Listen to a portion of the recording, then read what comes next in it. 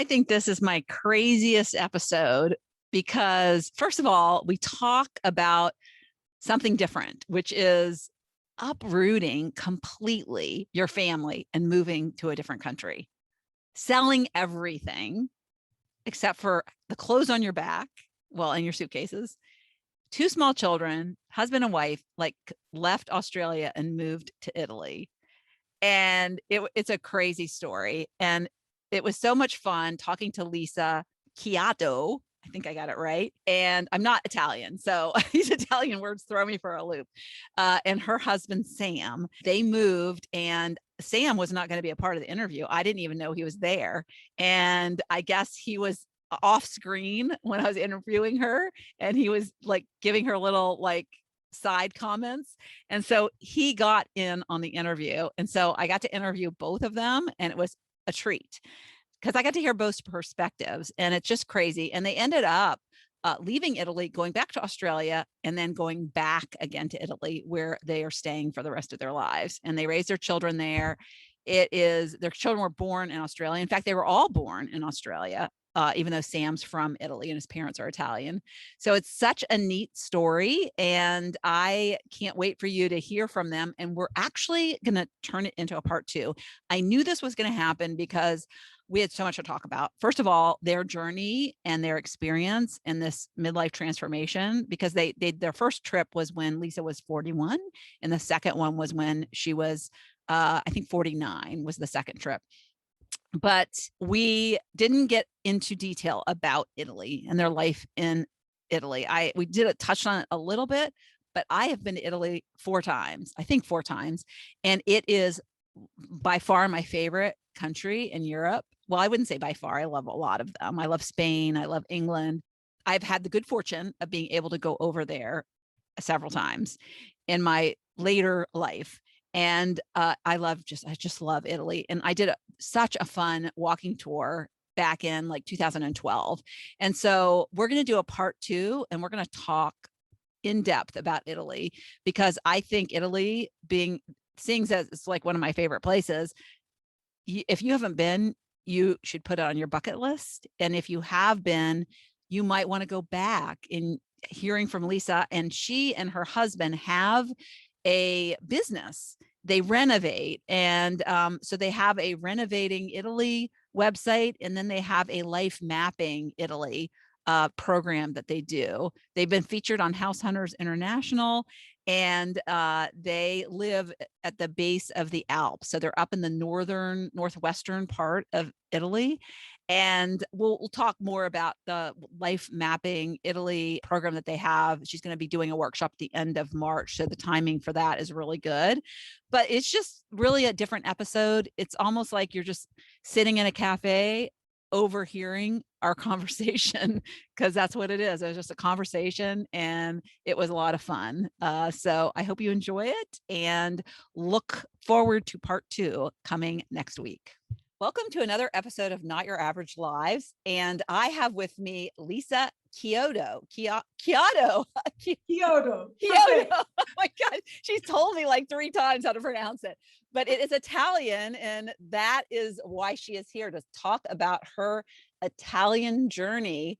She does not have an Italian accent. She has an Australian accent. But she moved and uprooted her family from Australia to Italy. And I find that, number one, so fascinating, and how scary. So I want her to share that journey and what prompted them to, obviously she has an Italian last name, so she had some ties there, but I have not heard her complete story, just a little bit, enough to invite her onto the podcast. So welcome, Lisa.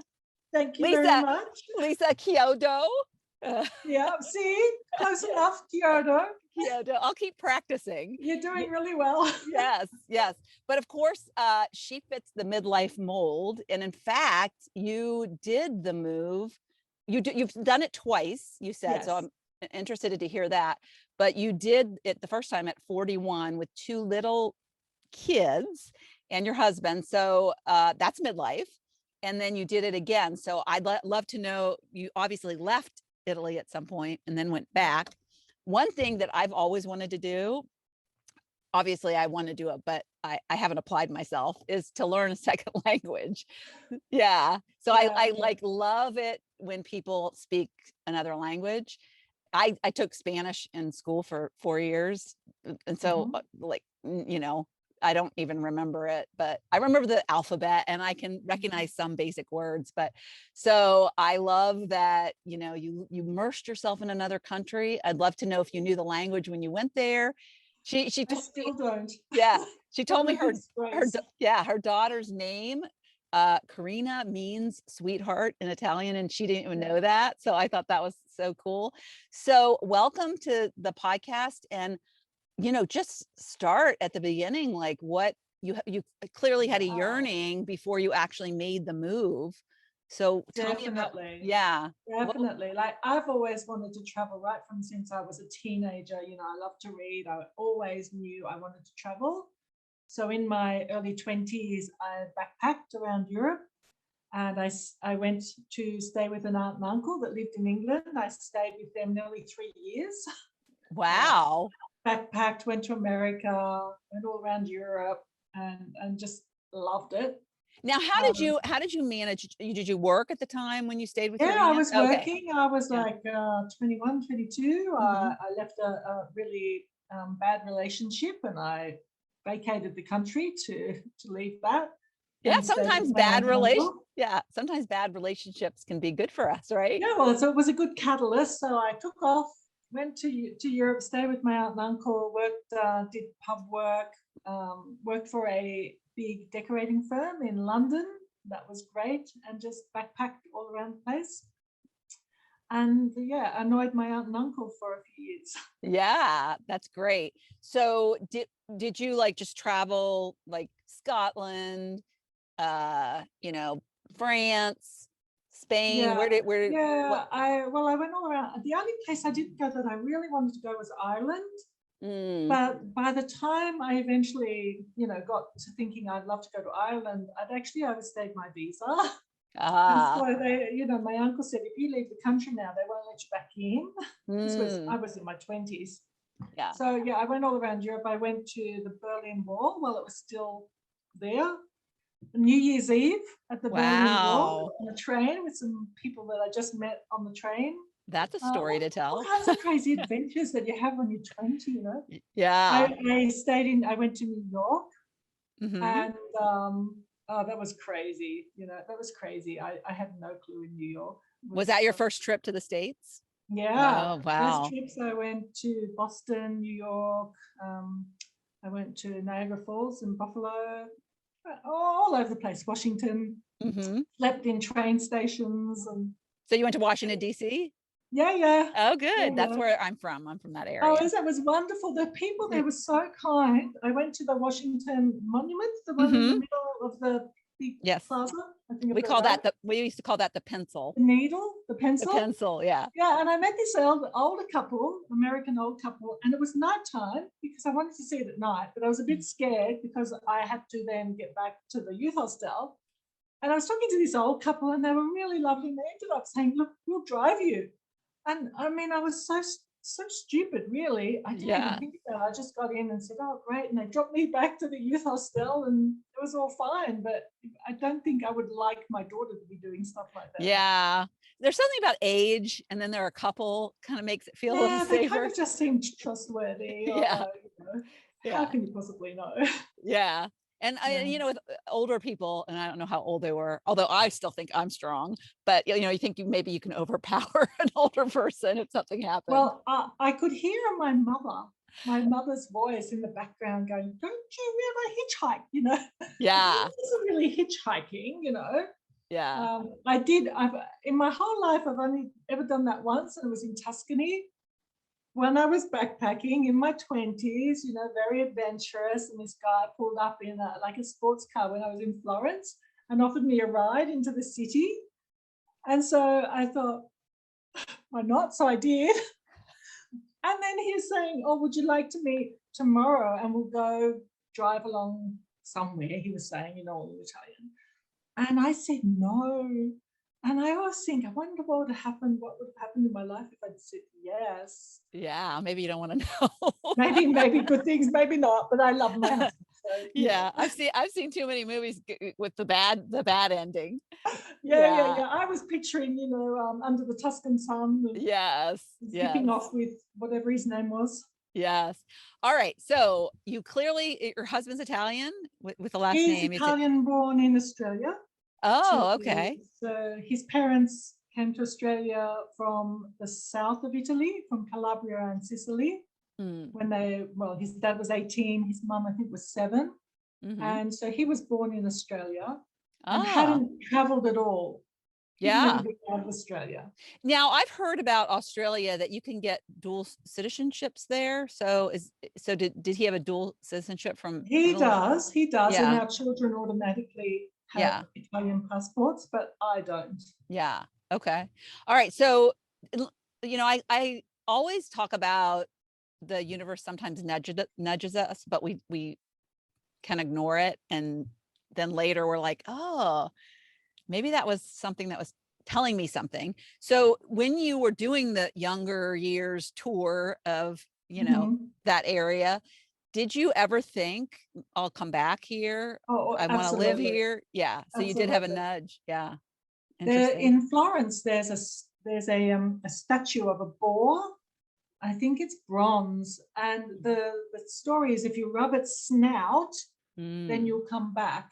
so Oh, so I always rub that snout really really hard, and I've been back a few times. But all yeah, right. I What? always knew I wanted to go back to Italy. Mhm. Um, Yeah. yeah, yeah, So tell me so you met your husband in Australia, and yeah. was it the fact that he was Italian? Was that a little appealing? Was that another Yeah, nudge?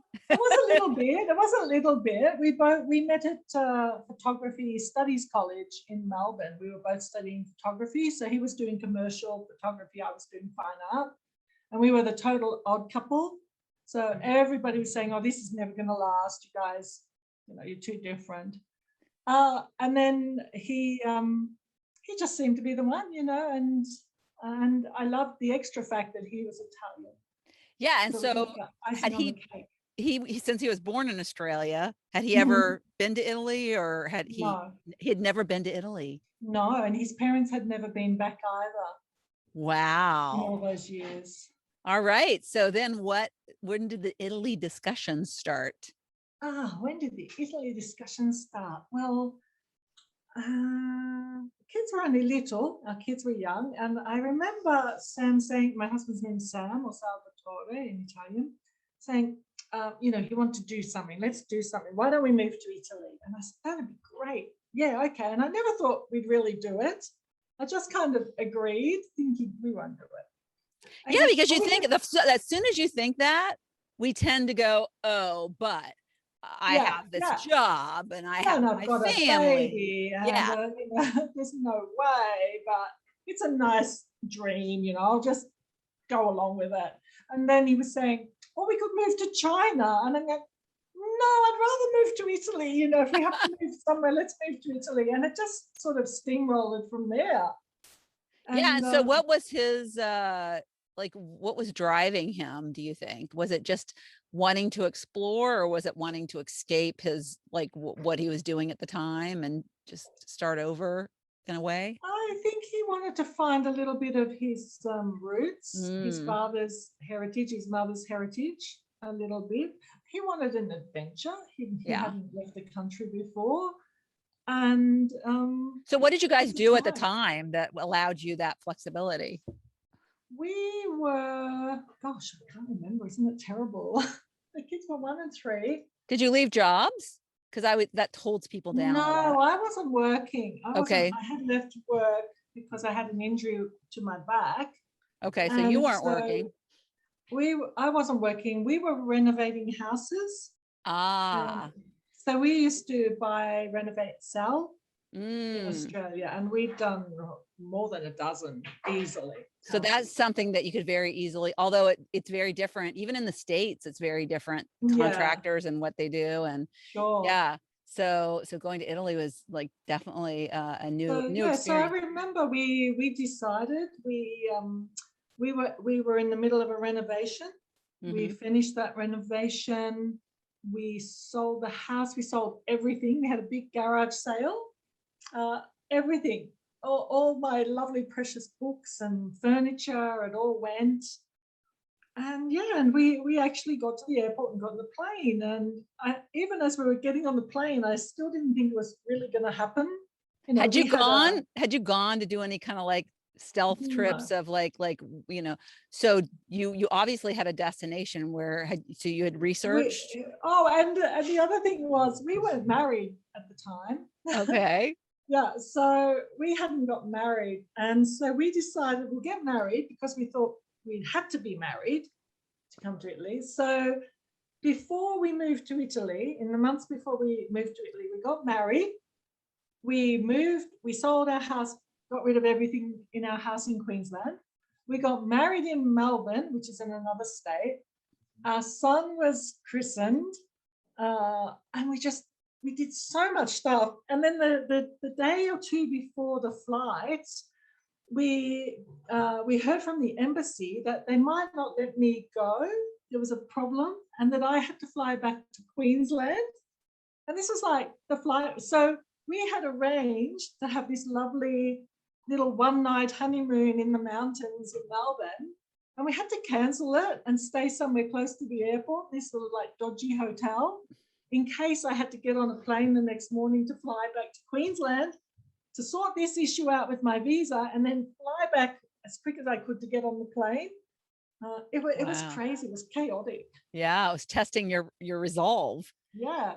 So how did you decide where you were going? How did you decide where you were going to land in Italy? You clearly had some sort of plan. Yeah. Well, we No arrived. furniture, no furniture or No belongings. furniture. We had a baby, a 1-year-old, and a 3-year-old, car seats, and a suitcase, and that was it. That's all we had. Yeah. Yeah. We had planned to come to Italy and buy a camper van, and we were Mhm. going to travel around in the camper van to get an idea of where we wanted to live. But when we got here, we found out that you can't buy a camper van unless you have a address, a residency. So they Mm. wouldn't sell us one. Uh, So in the end, we my husband's over there in the corner. He's is he's giving listening. me little notes. He's say a quick hello. He's going, Oh, Cute.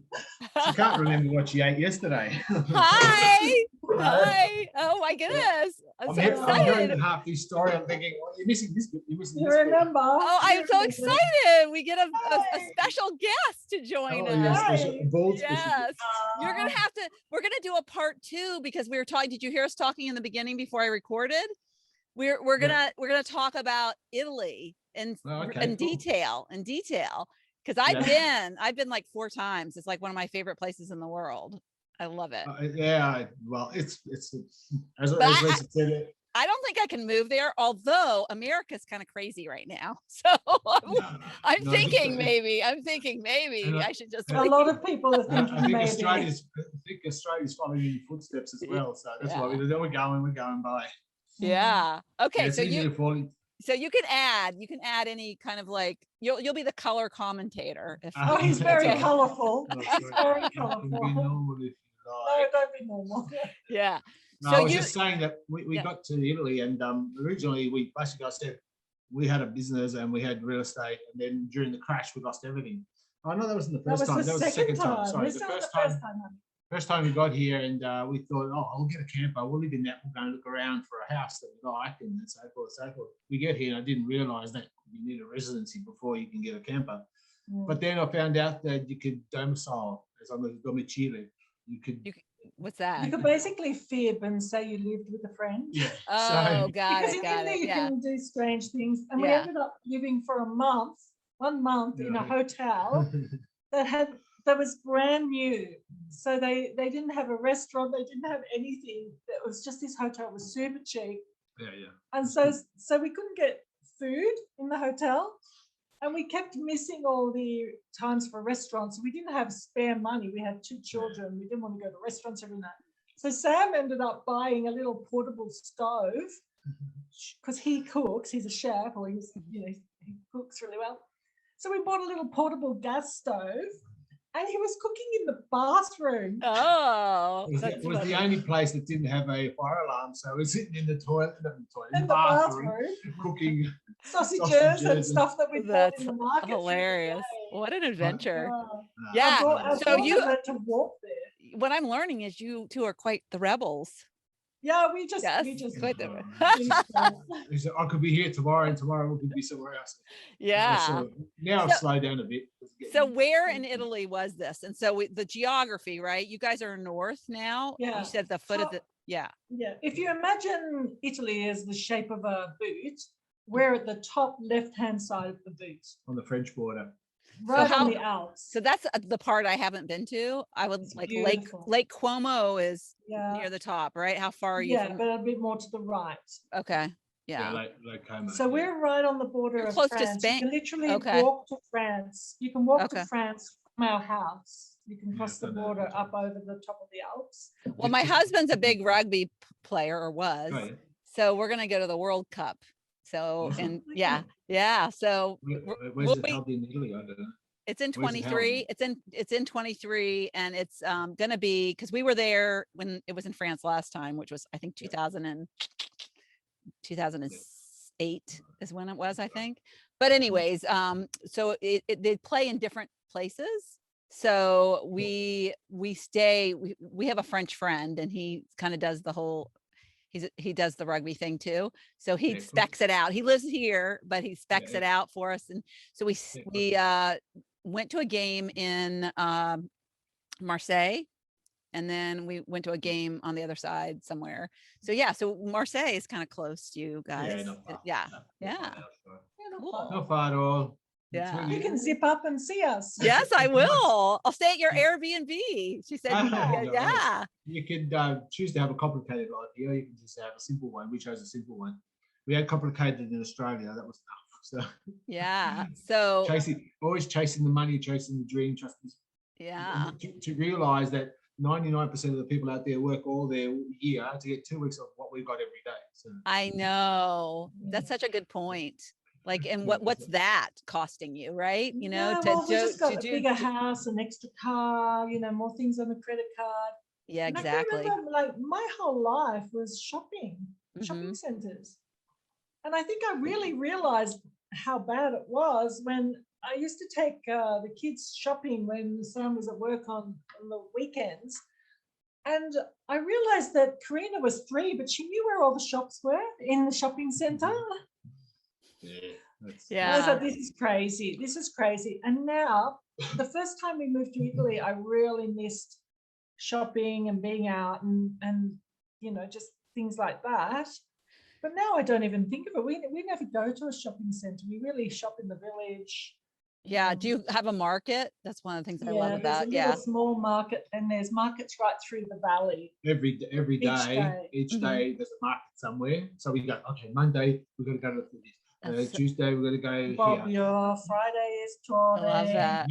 Not that we do, but the thing is that most people shop locally and shop daily type of thing. So it's daily bread. You don't stock up bread for 3 weeks like we do. Because it's fresh. I'll just go in the morning and get their bread. And, it's fresh.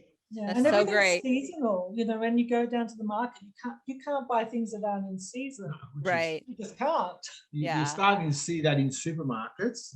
Tomatoes out of season, but nobody really buys them because they're disgusting. Yeah. The Italians will go, ew. Yeah. We have a great market, fresh market that's here. But with COVID, nothing's happening. So I'm looking forward to those things opening back up. That's the trouble with the West, when I say Australia, as well as America, as well as England.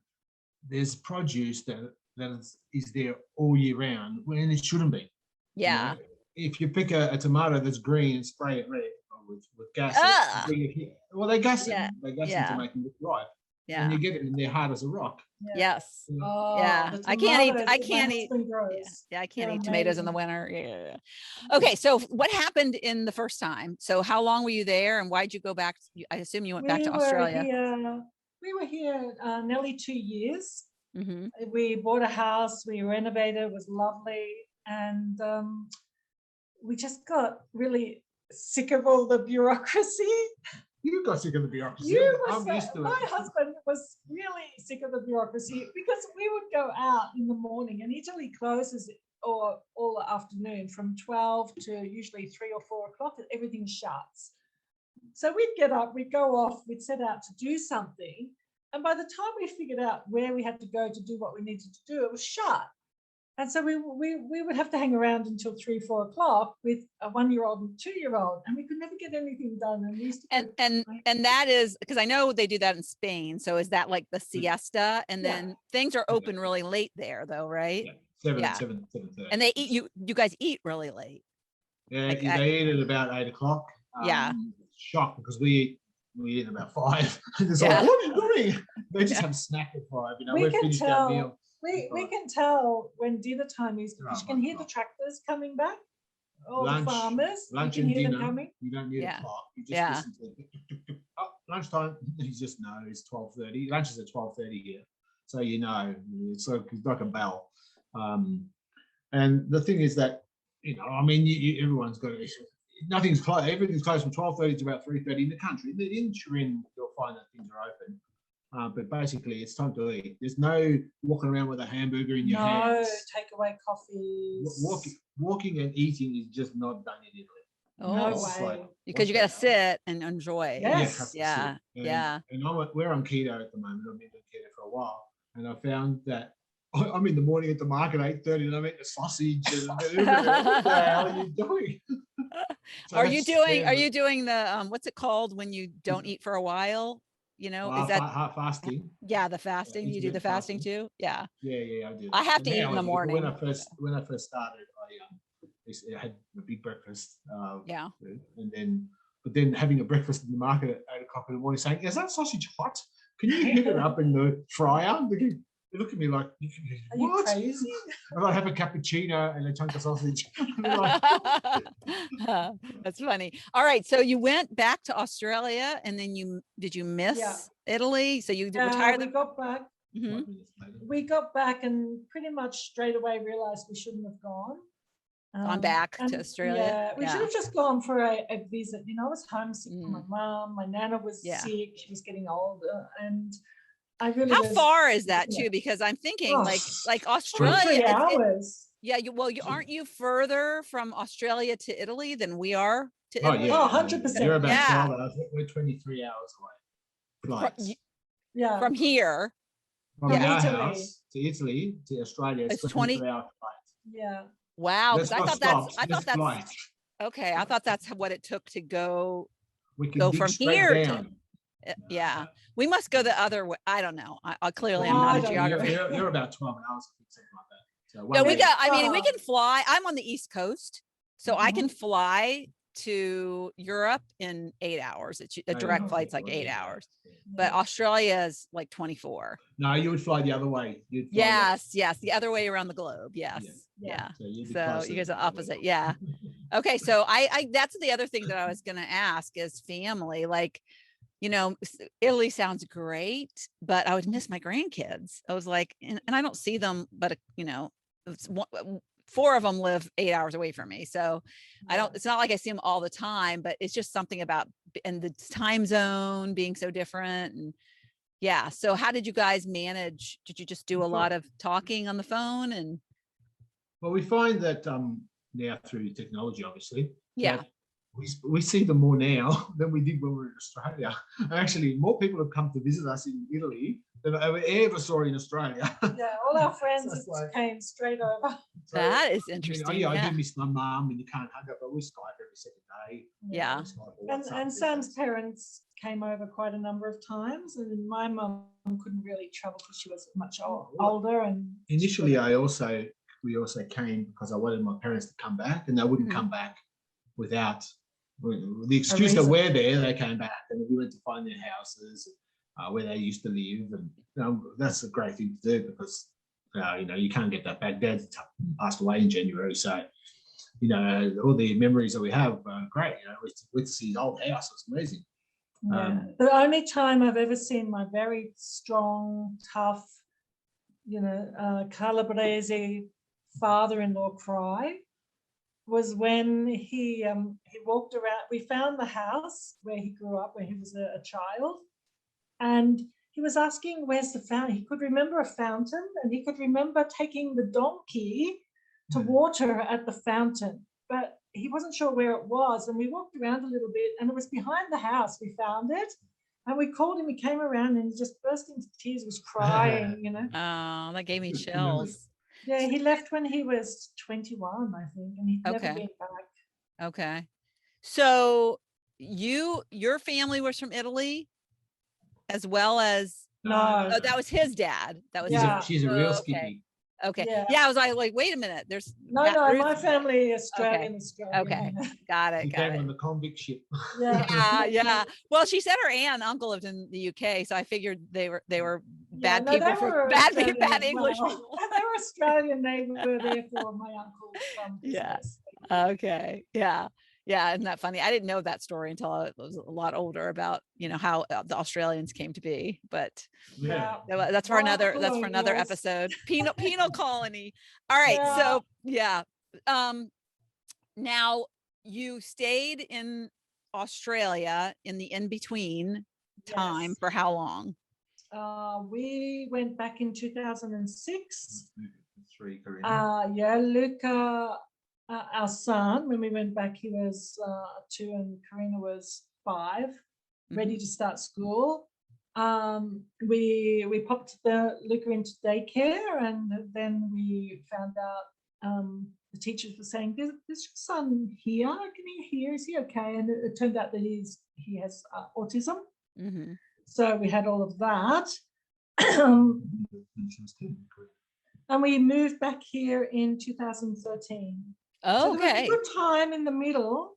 And, and your kids were older.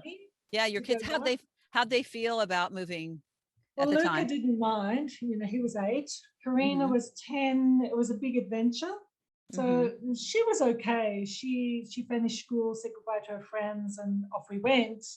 And now she's 18, got a boyfriend, speaks fluent Italian. People think she is Italian.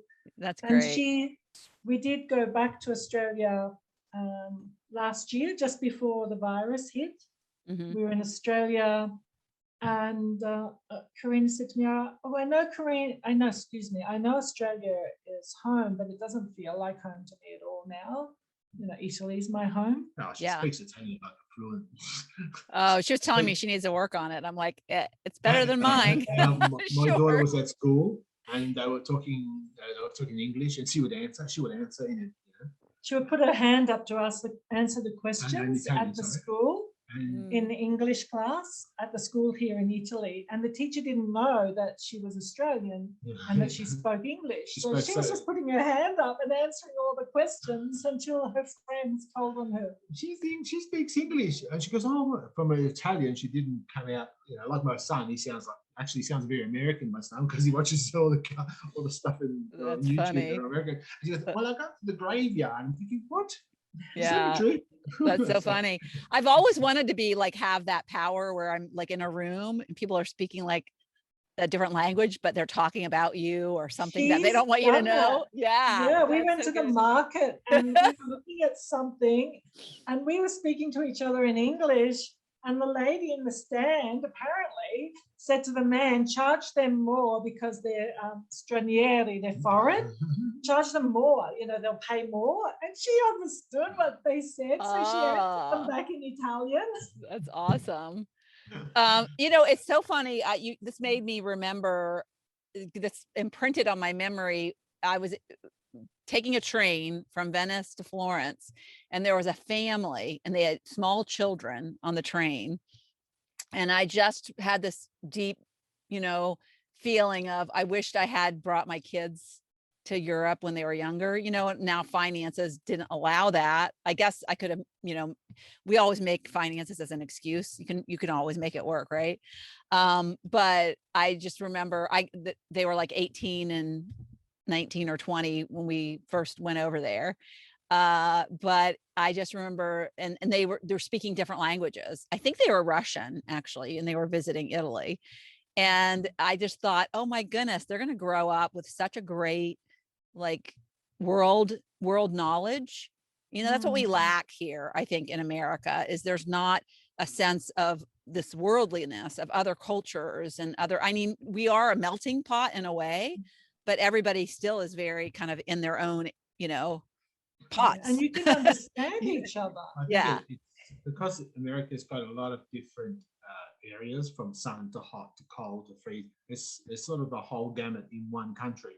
And it's not encouraged to travel out. It's encouraged to stay home and spend your money here. And it's a pity, because the culture, you don't gain that cultural difference by being within, you know, I mean, Australia's got lots of culture, don't get me wrong, but it's not the same as coming here and going to France, not knowing a word of French. It's like, and trying to you get know, through. when I went off backpacking in my 20s, and I had a guidebook, and that was it. And there was no internet, there was no mobile phones, there was nothing. I think the way in the 80s. I think the West is built to be scared. They the constant thing in Australia, in America, in all these places. Oh no, don't do that, cause this, or don't walk that track. If you fall, you're gonna have to sue. They reinforce that. Fall, I love that. Oh my gosh. And we'll have to talk about this in part 2, but we went on a moped adventure in Italy, and it was outside of Florence, and we had to sign nothing. No, we didn't sign nothing. We just like, we went on the road. We like, they go like, oh, let's just practice on this dirt, you know, and then we like, they let us, we just followed each other out on the road with cars buzzing by. Like, I'm like, never in America, never. We would have signed a zillion forms. We had a guy who dived into the ocean, broke his neck or something, and then sued the country for not putting a sign up saying that there was a sandbank there. And if you brought that in Italian court, the judge would say, like, you dived into the ocean. What did you expect, you idiot? I know. Personal responsibility. That's what, like, yes. I'm moving to Italy. Now I just need to convince my husband, who's lived in this town his whole life. I mean, the health. I mean, we're no longer the lucky country, you know, like Australia and possibly America. I haven't been, but we're no longer that lucky country. I mean, you've never been to America? I haven't been to America, but I know enough about it. I've got enough people. I've been, but a long time ago. And my do you like sports? We have good sports here. 6 months ago, we have Australian rules football. Come on. 6 months ago, I was 30 kilos heavier, so now I'm starting to jog and walk. Oh, well, congratulations! I bet you feel great. He's very now. He's getting a little spunky. I'm doing the Camino de Santiago this year. So So you can drink wine on keto? Because they have really. You can't. I'm not a wine drinker anyway. I was gonna say they have good wine there. My total health changed. Total life. Oh wow. So you get used to it. So what are you doing? So what are you doing now? So we're gonna do a part 2 about like just talk about Italy, and because I think what we were talking about, Lisa and I were talking about earlier, is I just can't, we have a lot to talk about. So I wanted to talk first about you guys being so brave and bold to leave your country and go to another country, because not many people would have the balls to do that, frankly. And then like the life in Italy, I want to get into, you know, we talked about the markets, but like I was there. I want to share with Lisa some of what I did. We had the last time I was there, we did a self-guided walking tour in Tuscany, trip of a lifetime. So amazing. So I want to do some research because I can't remember all the towns we were in, but so I want to delve deeper into Italy, because I have a lot of my listeners are retired, and you know, their world is getting a little bit more free as they get older and thinking of traveling. What do I want to do before I can't do anything anymore, before I can't travel anymore? And I think Italy is one of them. I mean, it's like one of my favorite places. I love the people. The men are so nice there. They're so like, I like whistling and I think it's an adventure that everybody should have. To come to Italy, definitely. It's an adventure. I know Rome fascinates a lot of people, but Rome was not my favorite place. Rome is a hectic. Yeah. If you want to see the real Italy, you can't come as a tourist. Yeah. I'll let me move because He's my going to move wife's. over. My back is killing me because I'm Yeah. like this. Why are you leading? I know who you are. Yeah. Okay. So let's wrap up this part one. And I just want to hear from each of you about, like, looking back, what do you think about when you think about the move that you did, and like, you know, just what goes through your mind, thinking like, wow, I really did that. And you know, seeing your children and how they've thrived. So what, you know, Lisa, you go first. What are your thoughts when you think back about your adventure? My thoughts, I wish we'd done it earlier. And I can remember when the first time we came, Luca was 1, and the only thing I was obsessed about was when we stop in Singapore on the way over, where am I going to get nappies? And I had these stupid things in my head. And then we came here, and we've been here quite a while now. And I just see our children being bilingual, having that adventure, knowing so much about the world. For me, it's been becoming part of the village in a way has been really special to me. And I know it's a strange thing to say, but I never really felt part of the village until there was someone in the village that we all knew and loved. And we walked in the procession, you know, from the church to the graveyard, and the whole village walked together. And it was then, I think, that I felt the most connected to this village, that I was accepted, that I was part of it. And just waking up every day in Italy, you never know what's going to happen. I literally never know what's going to happen each day here. You know, we're in a very rural community, and we're right at the foot of the Alps, as I said, and the seasons change so beautifully. So it's always new, and I just love it. I love the Italian people. Yeah. I could watch them all day. Have you all been affected, since you're in a rural and there's not a big population there? Have you been affected much by the pandemic? There's been, it's been in the valley. It's come close. It's come quite close, much closer than I ever expected it would. You know, we have a friend who works in aged care, and she's seen a number of deaths. Our daughter's class in high school actually had a case in her class, and the whole class got sent home. So of course she had a massive panic attack. She straight away said she had a sore throat, and I'm thinking, oh my mamma mia, you know. And the thing is, you know, with Luca having autism, if he actually gets it, he's 16. If he goes into hospital, we can't go in with him, you know, and he doesn't speak Italian. He's on the spectrum. There's all these. Yeah. You know, and now our daughter is 18. Here in Italy, they consider her an adult. You know, so we're not allowed to go in with her. Oh, wow. Into the hospitals at the moment because of the virus. Yeah, that's scary. So there's all those sort of things. So it has touched the valley, definitely. We'd rather be locked down here where we are, because I still go for a 2-hour run or a walk or a hike. Yeah. As opposed to being in the city in Turin in an apartment where I can't leave. Yeah. This is not lockdown. This is actually freedom for me. It's like, oh, great, nobody there. So really lucky. Do you run, is it flat where you live, or do you have hills? No, we're at the foot of the Alps. So it's flat there, right? It's flat there. At the foot is flat, right? And then you go, no, we're on the side of the mountain. I jog from where we are at 600 meters all the way up to 1,700 meters. So it's pretty steep. So you run in the hills? Oh, jog. Whatever. I don't like hills. I like flat. Hey, all right, so got to come off somehow. I need to. What was your name? I know Lisa told me, and I can't. Sam. Sam. Okay, Sam. That's not Italian. What's your Salvatore. Okay. Which means savior. So you just call me God. Shouldn't it be Sal? Not Sam. That's an American way of saying it. All right. So Sam, what did you learn about yourself in this whole process? Oh, you know, for me, as I said, I'm a 2-minute. We're going here. Yeah, we're going. Bye. When we say let's go for a drive with my wife, it could take 6 hours. It doesn't faze me. As I said, I first really wanted to go to China to live. Why? And I thought, well, I can't speak Chinese, so it makes it a little bit difficult. So we ended up in Italy. It was the last place I wanted to go. Don't know why, but but even though you're from Italy, you'd never been there. That's crazy. No, I was born in Australia, so my parents were Italian. You know, when you hear, you're thinking, I want to go to Italy to get more.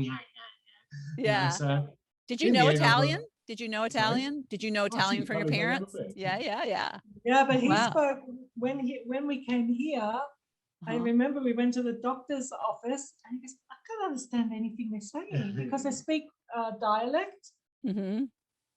And so it's that can be very different. I know Spanish is like that. You know, South America versus Spain versus Mexico.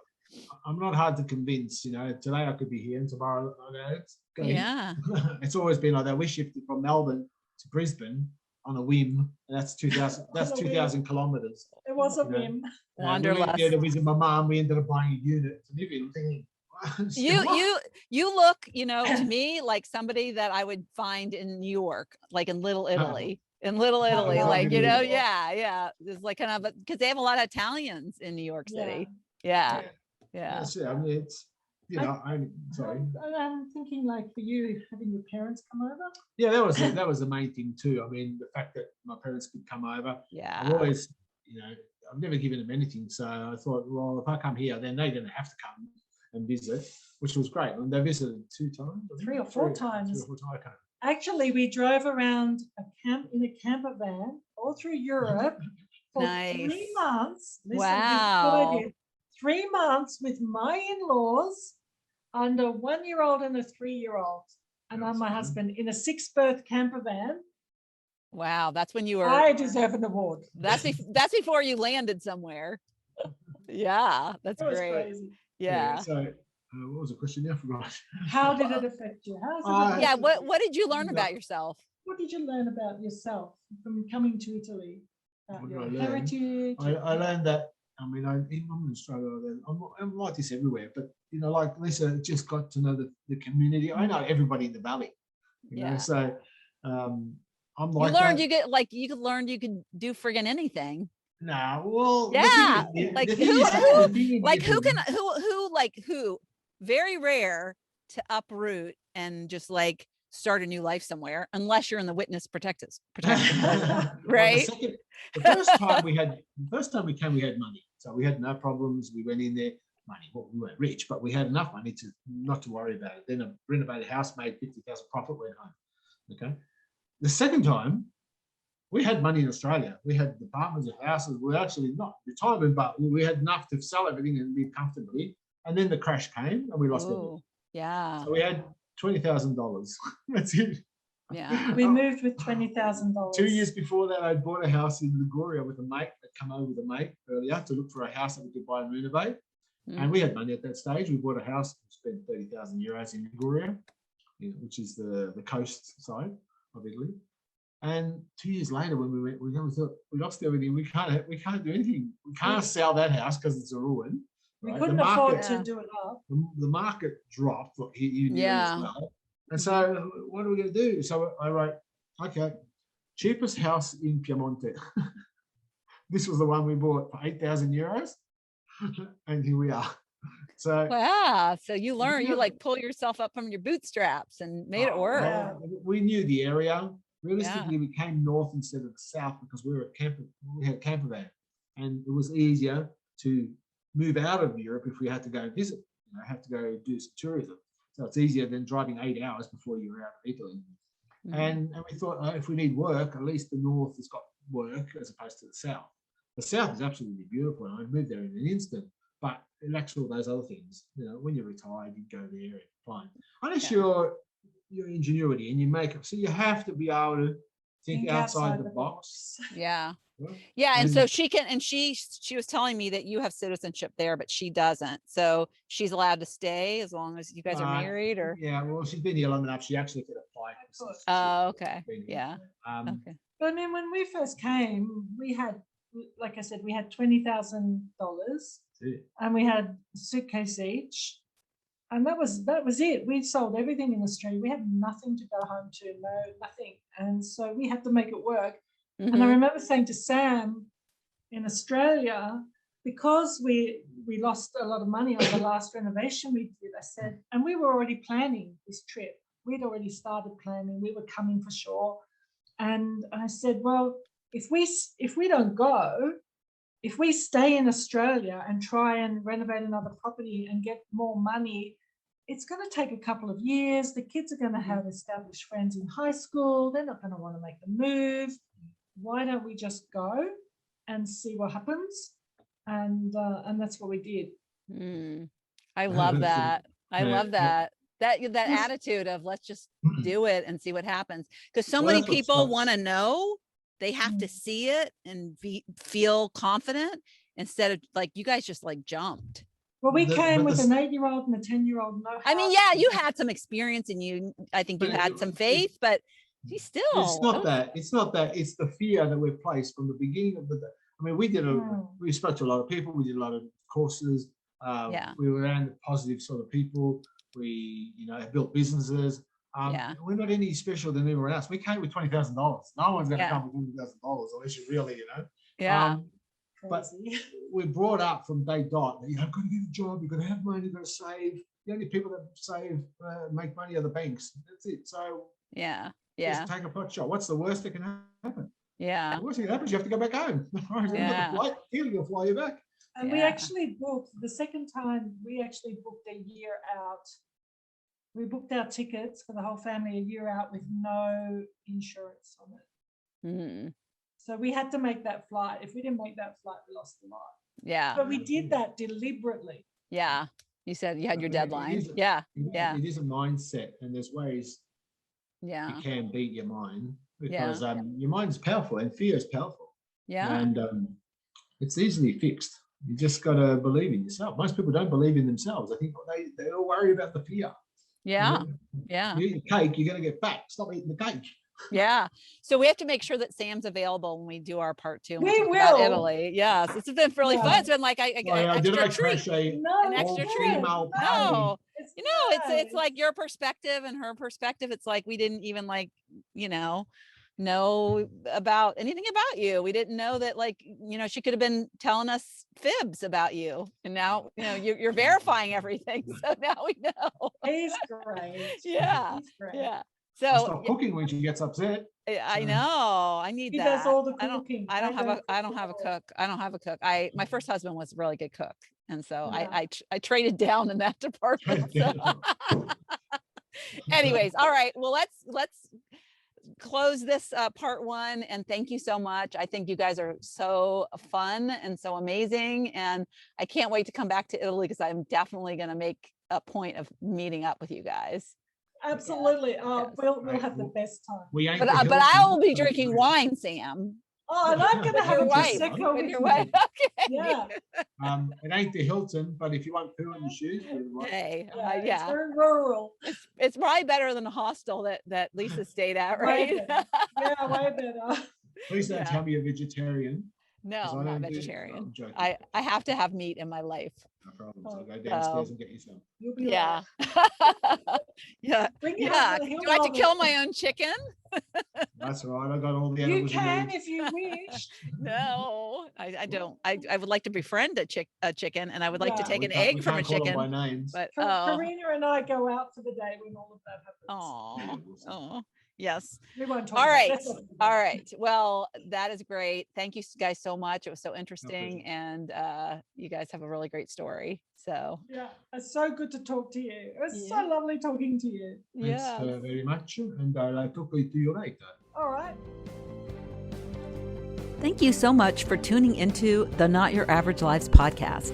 If you haven't yet, make sure to subscribe on iTunes if you have an Apple device. You can find free resources and learn what else I have going on at the moment that might interest you on my website at notyouraverage.grandma.com. You can also find me on Instagram or Facebook at Not Your Average Grandma. If you liked this episode, it would make my heart so happy if you could leave me a 5-star rating.